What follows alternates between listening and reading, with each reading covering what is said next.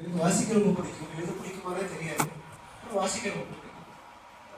எப்போல்லாம் விரக்தி வரும் அப்படிங்கிற வாழ்க்கை எல்லாருக்குமே விரக்தி வரலாம். எதுக்காக வருதுன்னா தெரியாது, சும்மா வரும். வரும்போது எனக்கு கவிதை வாசிக்க பிடிக்கும். கவிதை வாசிச்சதுக்கப்புறம் ஏதோ அதுலேருந்து வெளியே வரல அனுபவம். அதனாலேயே எழுதலாமோன்னு தோணும். அப்படி இருந்தால் எழுதுறது தான் இந்த மாதிரி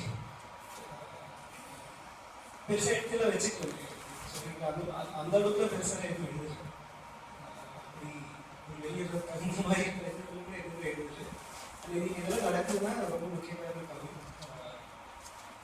அவங்களுக்கு நன்றியெல்லாம் சொல்ல முடியாது. ஸோ நான் கவிதைகளாவே வாசிக்கிறது ஒரு 6 பேர், ஒரு 4 பேர் எனக்கு 2 பேர் எங்கள் அப்பா அம்மா வாசிக்கிறேன். அவ்வளோதான். அதுக்கு மேலே பெருசாக நினைச்சதில்லை கவிதை பற்றி. அதில் ஏதோ போன வாரம் திடீர்னு தோணுச்சு, இப்போ ஒரு இடத்துல புத்தகமாக பண்ணி வச்சா எதுக்கே அது மறுபடியும் எடுத்து படிக்கிறது நல்லா இருக்குன்னு தோணுச்சு. அவ்வளோதான். யாரும் படிக்கணும்னு கூட வாசிக்கணும்னு கூட யோசிக்கல. அதுக்காக சும்மா சொன்னேன் அவங்களுக்கு. இப்போ எதுவும் எங்கேயும் இருக்குது, கொஞ்சம் தொகுத்து பார்த்து ரொம்ப வைக்கிற மாதிரி கேட்டு சரின்னு சொல்லி நடந்துருச்சு.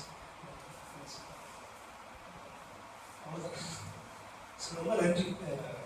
ஆனால் வாசிச்சுட்டு எப்படி இருக்குன்னு சொல்லுவேன். நிதிஷ்வர் நீங்கள் கூட வாசிச்சுட்டு சொல்லுங்க. மெயில் இருக்காரு இல்லை உங்கள்கிட்ட சொன்னாங்க. நீங்கள் வாசிச்சு இவங்கள கதையை வாசிச்சு நிறைய சொல்லிட்டாங்க. சொன்னாங்க இல்லைங்களா, இந்த நிதான நடை ரொம்ப எழுதி நான் முன்னாடி பின்னாடியும் முன்னாடியும் பதிப்புரைகள் அதெல்லாம் முன்னாடிலாம் அப்படியே எழுதலை. முன்னாடி நான் ஏதோ எழுதிட்டு இருப்பேன். இதெல்லாம் புரியவே முடியாதுன்னு சொல்லுவாங்க. நீங்கள் சொன்னீங்க இல்லைங்களா, எல்லாம் எழுதிட்டு யாருக்கும் வாசிக்கிறது, யாருக்கு முடிவு கொடுக்குறது.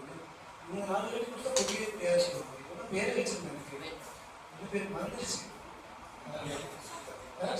சுற்றி உள்ளன்னு சொன்னீங்க இல்லைங்களா. அந்த மாதிரி அவங்க விமர்சனம் பண்ணுறதுல இருந்து அந்த மொழி நிலையெல்லாம் மாறி இப்போ ஒரு மொழி நிலையில் நான் எழுதிட்டு இருக்கேன்னா அதுக்கும் காரணம் ஒன்று தான். புரியலன்னு சொல்லிடுறாங்க ஃபர்ஸ்ட் இது அப்படி மாற்றி எழுதுறதா. நெக்ஸ்ட் நிதிஷும் நல்லா இருக்கும். நீங்கள் வாசிச்சு பிடிச்சிருக்கு பிடிக்கலங்கிறதா இல்லை, உங்களோட பார்வையில் அதை பற்றி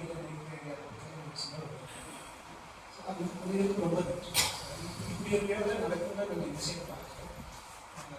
சில அதிசயங்கள் அப்படிதான் நடக்கும், நம்மளுக்கே தெரியல. இந்த மாதிரி நடக்கும்போதெல்லாம் கவனிக்க மாட்டோம். நடந்ததுக்கப்புறம் நம்ம சில கவனிச்சாங்க எங்களுக்கு தேவையில்லை. ரொம்ப நன்றி.